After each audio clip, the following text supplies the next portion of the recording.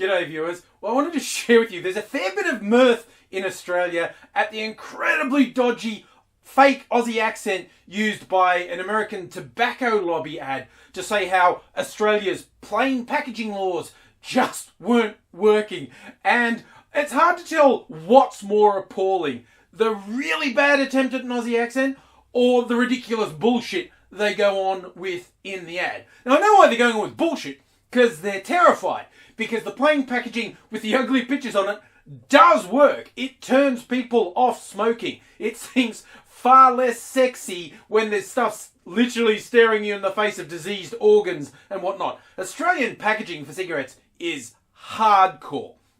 And they don't want this catching on, but it will catch on because it works. And there are two main ways, I think, from this ad you can tell that it works. One is simply when they start using their statistics. There's the old saying about there being three types of lies. Lies, damned lies, and statistics. But when you start tying yourself in knots with the statistics, going like, well, they say that they dropped the sales numbers, but actually young people started buying more. Oh, look, they say it reduced smoking rates, but there's no alteration in the 20-year trend of downward smoking. It's like, dude, if you can't just say it definitely didn't affect sales, then you're fucking lying, okay? You're tying yourself in knots, you're trying to pretend you're not lying, but you're lying. The second way you can tell that this works and they're scared of it is how much money they've spent on campaigns. With the various court cases they've tried to run and the lobbying and this stupid ad campaign,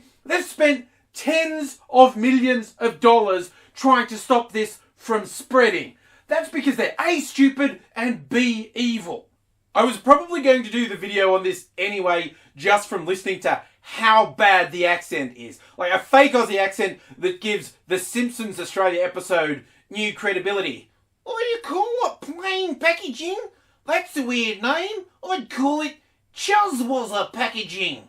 But I was watching on one of the major media outlets in Australia on the Sydney Morning Herald website, and after playing it a bit and making fun of it and showing how stupid it was, they actually used me at the end because I've ranted about this before, and I did the hugest double take, almost fell out of my computer chair, just like, I'm going to make a video and iPub. I mean, now, I've had my videos used to illustrate news stories before, and I've always enjoyed that. Like, I've seen it on CNN, and people around the world have sent me links and said, hey, you're on the news shouting about this. But I've never had the thing where I was looking at a news video specifically for inspiration for a video of mine, and I popped up on the screen. That was a pretty weird experience, let me tell you.